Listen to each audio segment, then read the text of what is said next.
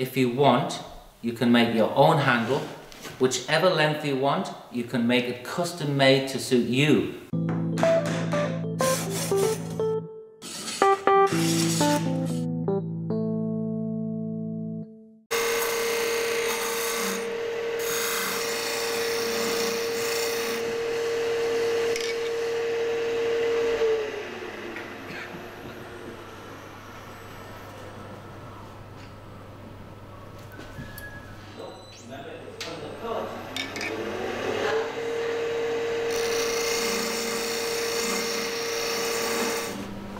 It's better if it comes down here, skinny here, and then tapers back up like that.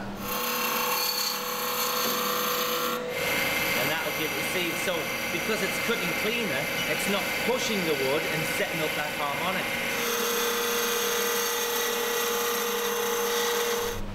We could put this little handle thing on there if you wanted. That's quite nice for when you're right out here to hold it at the back there. You can always remount it there. You can always put that back in there, or you can always remount it there if you want to take it out and feel it, and you'll get a better idea of where you need to skinny it down or change the shape.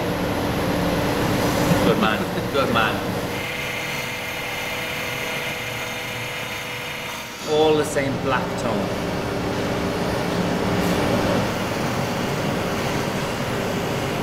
Very good. Very good. That's still hot.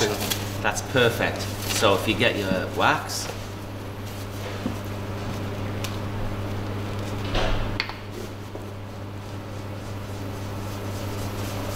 see how it melts? Yeah. Melts in to get it right into the grain. I'll tell you what we could do on this one. After we've done this, we could use one of the creams, like the metallic cream, and fill that with the cream.